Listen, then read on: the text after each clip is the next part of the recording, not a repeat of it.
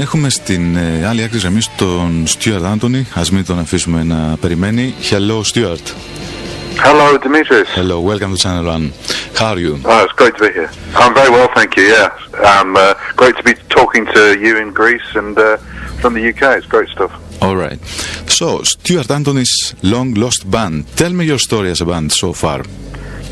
Okay, we started probably back in January last year, but it came out of a combination of different.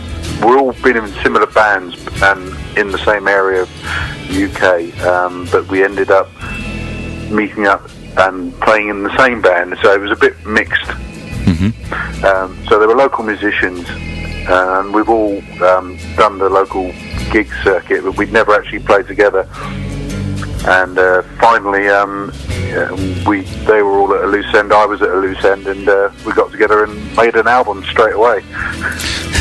It's great. And what about the big secret? It's a very decent album, you know.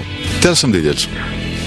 Well, we started it in, as I said, in January last year, recording up at my producer's house. My producer Paul Walmsley has a sort of nice house in a park, and it was easy for us to record there and not disturb the neighbours.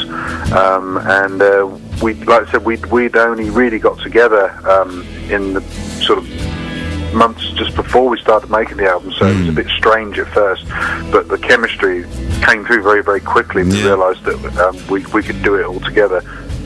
So it was like a little bit of a miracle. It's all over the record, your chemistry.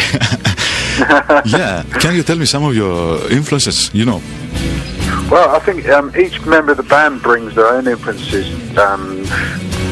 For instance, my bass player Oscar Armour, he's very heavily into funk music. Mm-hmm. Matt Appleton is the lead guitarist. He's a bit like me. We're both kind of like big Beatles and anything kind of 60s. Yeah. My particular favourites might be like, I'm a big fan of Tim Buckley, who's Jeff Buckley's dad. I like Jeff Buckley, and I like Nick Drake, Nick Cave, that kind of thing.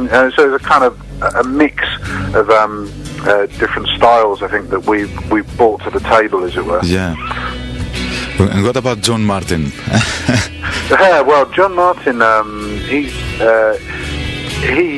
was definitely Nick Drake's kind of friend at the time, and I think there's a lot of if you listen to John's work, you can hear something very original. I think there wasn't anybody else like him at the time. So again, he's just a great guitarist that anybody who listens to would wish they could play as good as he could. Okay, Stuart, thank you very much for your time. Well, it's very, very happy to speak to you, Dimitris, and I hope your people enjoy the music they hear. Thanks very much. Bye-bye, Stuart. See you again. Bye-bye. Yes.